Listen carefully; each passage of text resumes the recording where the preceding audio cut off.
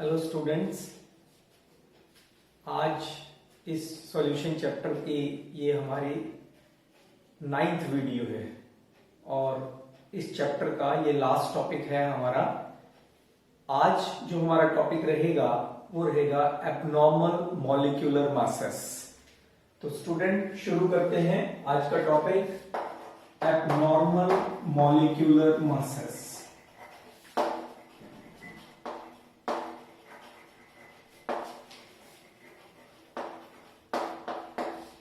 अभी तक जो हमने 4 क्वालिटेटिव प्रॉपर्टी की हैं, उन क्वालिटेटिव प्रॉपर्टी के बेस पर हमने सोल्यूट का मॉलिक्यूलर मास कैलकुलेट करने का फॉर्मूला डिराइव किया था। जैसे P0 minus PS upon P0 equal to X2, यानी relative lowering in vapour pressure. इसी तरह से delta TB is equal to KB into M। इससे भी हमने मॉलिक्यूलर मास निकाला था सोल्यूट का, और ये क्वालिटेटिव प्रॉपर्टी है हमारी एलिवेशन इन बॉइलिंग पॉइंट। इसी तरह से जो तीसरी क्वालिटेटिव प्रॉपर्टी थी हमारी, that is depression in freezing point, delta TF is equal to KF into M। और फोर्थ क्वालिटेटिव प्रॉपर्टी थी हमारी I is equal to CRT, यानी ऑस्मोटिक प्रेशर। इनके बेस पर जब हम सोल्यूट का मॉलिक्यूलर मास निकालते हैं तो समटाइम्स इट वाज ऑब्जर्व्ड कि जो मॉलिक्यूलर मास हम इस क्वालिटेटिव प्रॉपर्टी से निकालते हैं that is found to be different than the actual molecular mass. Why this is so? Actually, अभी तक ये जो इन क्वालिटेटिव प्रॉपर्टी के बेस पर जो हम मॉलिक्यूलर मास कैलकुलेट करते हैं वो नॉन इलेक्ट्रोलाइट्स का करते हैं। जैसे यूरिया, आपने पीछे न्यूमेरिकल्स की हैं उसमें देखा भी होगा कि हमने मोस्टली या तो यूरिया की बात की या ग्लूकोज की बात की है। मतलब ऐसे सब्सटेंस लिए हैं जो ना एसोसिएट करते और ना ही डिसोसिएट करते in solution. Those are non-electrolytes. But what happens if a solute undergo association or dissociation in solution? देखते हैं, सबसे पहले dissociation की बात करते हैं। In case of dissociation, suppose we have HCl. Aqueous medium में it will give H ion and Cl ion, strong electrolyte.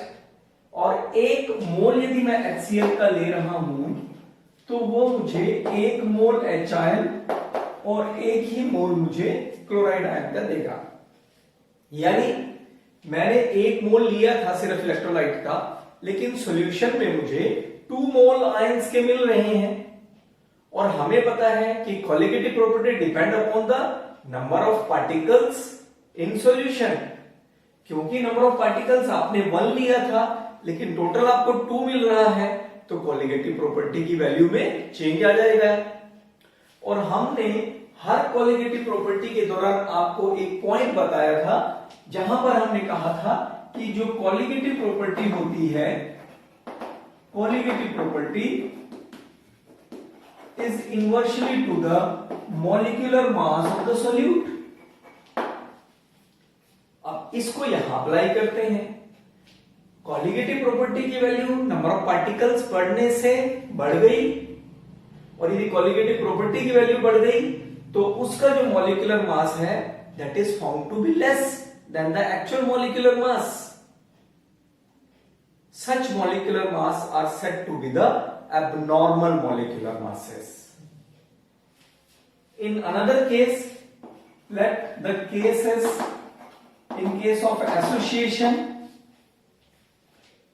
जब हम एसोसिएशन की बात करते हैं, suppose in non aqueous medium the ethanoic acid gets associated because of hydrogen bonding. The ethanoic acid gets associated to form a dimer. यानी आपने 2 moles लिए थे इनिशियली, लेकिन फाइनली आपको 2 मोल्स की बजाय सॉल्यूशन में आपको 1 मोल मिल रहा है। So number of particles in the solution gets decreased, और जब नंबर ऑफ पार्टिकल्स डिक्रीज कर जाएंगे तो कॉलिगेटिव प्रॉपर्टी की वैल्यू डिक्रीज कर जाएगी, यानी molecular mass found to be greater than the actual molecular mass. So such molecular masses whose value found to be less or more than the actual molecular mass said to be the abnormal molecular masses। In molecular masses को हम क्या बोलते हैं? abnormal molecular masses बोलते हैं। इसका मतलब ये हुआ कि ये इन मेथड्स से जब हम मॉलिक्यूलर मास कैलकुलेट करेंगे किसी सॉल्यूट का, यदि वो नॉन इलेक्ट्रोलाइट है देन इट इज ओके। यदि नॉन इलेक्ट्रोलाइट का हम केस ले रहे हैं, यदि स्ट्रॉन्ग इलेक्ट्रोलाइट है, स्ट्रॉन्ग इलेक्ट्रोलाइट के केस में तो मुझे पता चल रहा है इसीलिए कि कितना एक मोल डिसोशिएट होने पर कितने आयंस दे रहा है। बट जो पार्शियली डिसोशिएट करते हैं, सपोज यदि मैं इथेनोइक एसिड की बात करूं एक्वस मीडियम में it get partially dissociated to form the acetate ion and H ion. In that case, as in case of association or dissociation, ये फार्मूले के से हम मॉलिक्यूलर मास, एक्चुअल मॉलिक्यूलर मास नहीं कैलकुलेट कर सकते जब तक कि हम उसमें कोई करेक्शन फैक्टर ना अप्लाई करें। वॉन होफ ने एक नया फैक्टर दिया, that is called as the van't Hoff factor, to calculate the degree of association और डिसोसिएशन। यानी यदि हमें यह पता चल जाए कि एक जो सॉल्यूट हम ले रहे हैं वो कितना एसोसिएट या डिसोसिएट कर रहा है, यदि वो पता चल जाता है तो उससे हम एक्चुअल मॉलिक्यूलर मास सॉल्यूट का कैलकुलेट कर सकते हैं। और वॉन होफ ने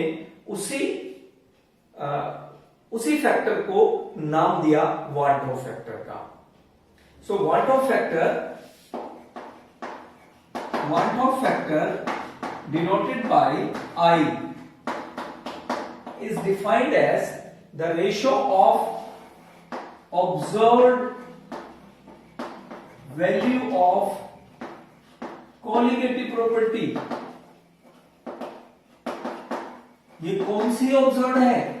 विच इज obtained, आप यहां पर लिख सकते हैं obtained आफ्टर एसोसिएशन और डिसोसिएशन, जो हमें एसोसिएशन या डिसोसिएशन के बाद मिली है। जैसे इथेनोइक एसिड के एक्वस मीडियम में यदि मैं बात कर रहा हूं तो ये मुझे कितने दे रहा है? 2 आयंस दे रहा है। सो यहां पर वैल्यू कितनी हो जाएगी? Observe value of colligative property 2 हो जाएगी, डिवाइडेड बाय द एक्चुअल और normal value of colligative property जो आपने वास्तव में ली थी। मैं और केस ले लेता हूं, सपोज सोडियम क्लोराइड का केस है हमारे पास। Sodium chloride in aqueous medium it will give sodium ion and chloride ion, strong electrolyte है। तो यहां पर 1 मोल सोडियम क्लोराइड का 2 मोल आयंस दे रहा है हमें, 1 मोल सोडियम आयन को और 1 मोल क्लोराइड आयन का। तो यहां पर observe value of colligative property कितनी हो गई? 2 हो गई। आपने लिया कितना था? 1, so it comes out to be 2। So van't Hoff factor क्या हुआ फिर? Observe value of colligative property obtained after association or dissociation divided by the normal value of colligative property। In case of molecular mass के context में भी हम I को calculate कर सकते हैं। I is equal to, आपको पता है colligative property is inversely to the molecular mass। यदि ऐसा है तो इसको हम क्या लिख सकते हैं फिर? 1 observe molecular mass is equal to the observed value of colligative property to that of normal value of colligative property, यानी वो colligative property which is obtained after association or dissociation.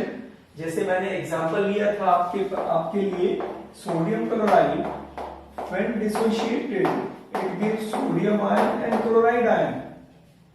यदि हम 1 मोल सोडियम क्लोराइड का लेते हैं तो मुझे 1 मोल ion sodium ion का और 1 मोल आयन क्लोराइड आयन का मिलता है, यानी सॉल्यूशन में मुझे 2 मोल्स मिल रहे हैं. लिया मैंने था 1 मोल, सो I इज इक्वल टू 2/1. सो ये जो 2 है ये कौन सी वैल्यू है? कॉलिगेटिव प्रॉपर्टी की, which is obtain after association और डिसोसिएशन और divided by the normal value of colligative property, यानी जो आपने एक्चुअल में ली थी वैल्यू. I को हम मॉलिक्यूलर मास की टर्म में भी कैलकुलेट कर सकते हैं. हमें पता है कि colligative property is inversely to the molecular mass. Any colligative property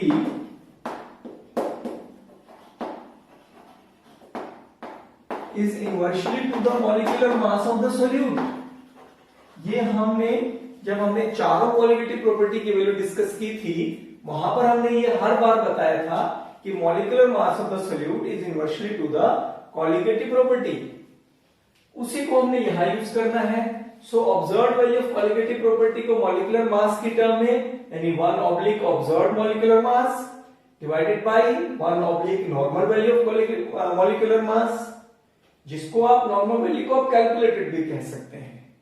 rearrange करेंगे तो ये न्यूमरेटर में हो जाएगा calculated molecular mass divided by the observed molecular mass. Observed यानी जो एब्नॉर्मल मॉलिक्यूलर मास है. तो इस वन टू फैक्टर को जब हम यूज करेंगे then we can calculate the actual value of molecular mass. So जो हमारा करेक्शन फैक्टर होगा वो क्या होगा? I होगा. इसलिए अब जो मॉडिफाइड प्रॉपर्टीज की जो वैल्यू बनेगी, मॉडिफाइड प्रॉपर्टीज क्या हो जाएंगी हमारी? I को इंट्रोड्यूस करके, यानी P0 minus PS upon P0 relative lowering in vapour pressure equal to I into X2 और डेल्टा टी भी क्या हो जाएगा? I into KB into M.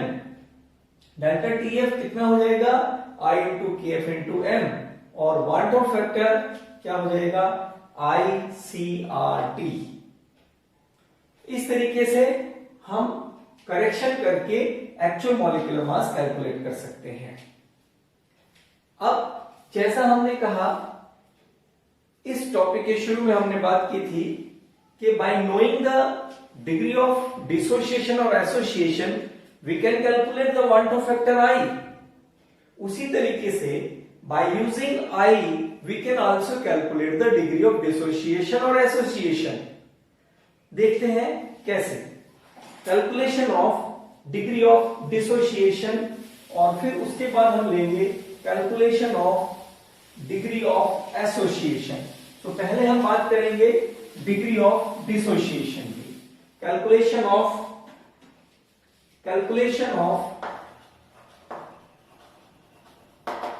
Degree of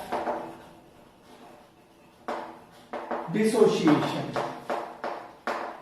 Degree of dissociation, let it be taken as alpha.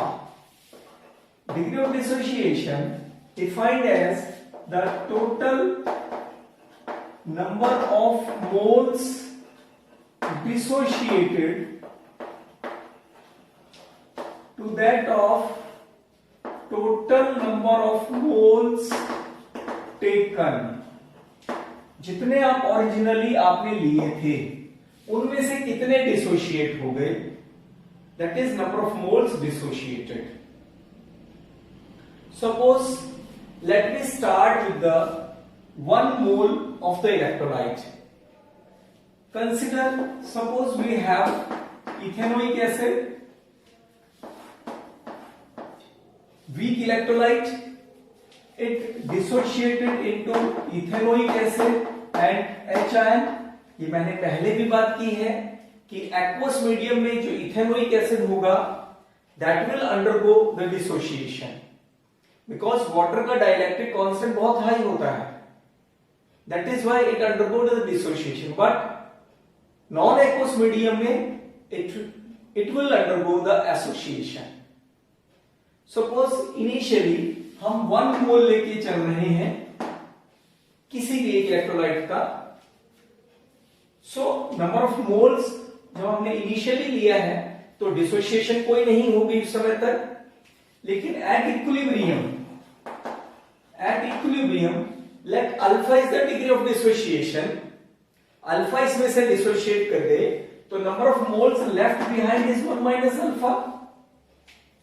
जब alpha ये dissociate किए हैं तो इधर भी आपको कितने मिलेंगे, अल्फा मिलेंगे। अब यहां तो हमें पता है कि इथेनोइक एसिड के केस में 1 मोल डिसोशिएट करके 2 मोल आयंस के हमें दे रहा है, बट जहां पर हमें पता नहीं होता है कि कितने इसके डिसोसिएशन के बाद कितने आयंस हमें मिल रहे हैं, वहां पर हम मान लेते हैं लेट इट बी n, तो इसलिए यहां पर हमें जो आयंस मिलेंगे वो n अल्फा मिलेंगे। Now in solution total number of particles formed, total कितने हो गए, जितने अनडिसोशिएटेड रह गए और प्लस जितने डिसोसिएशन के बाद हमें आयंस मिले। अब I क्या हो जाएगा, वाट फैक्टर हमें पता है, I क्या है, observed value of colligative property obtained after association और डिसोसिएशन, वो कितनी है 1 minus alpha plus n alpha, और टोटल कितना मोल आप लेके चले थे 1, सो रीअरेंज कर लीजिए I equal to 1 minus alpha plus n alpha, I minus 1 equal to minus alpha plus n alpha, और ये कितना हो जाएगा, अल्फा आपने कॉमन लिया n माइनस 1, तो यहां से अल्फा आ गया आपके पास I minus 1 upon n minus 1। So in terms of I, what of factor, we can calculate the degree of dissociation. Likewise, calculation of association, calculation of degree of association,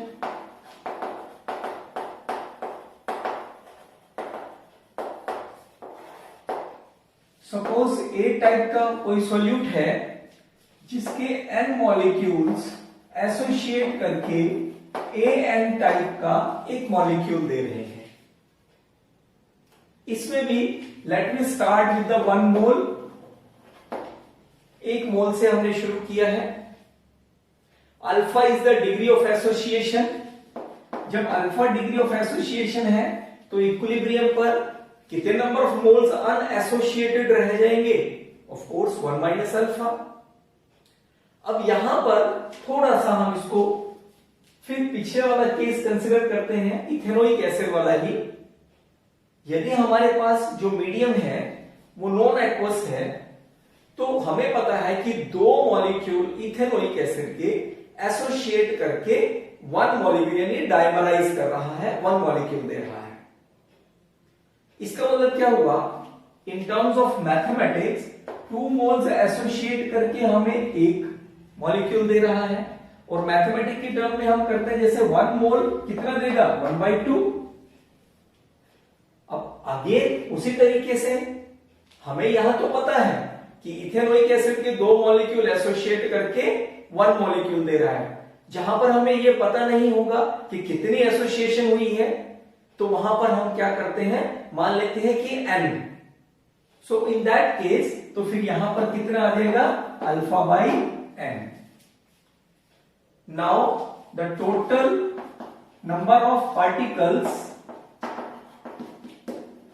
obtained in solution कितना हो जाएगा, 1 minus alpha plus alpha by n।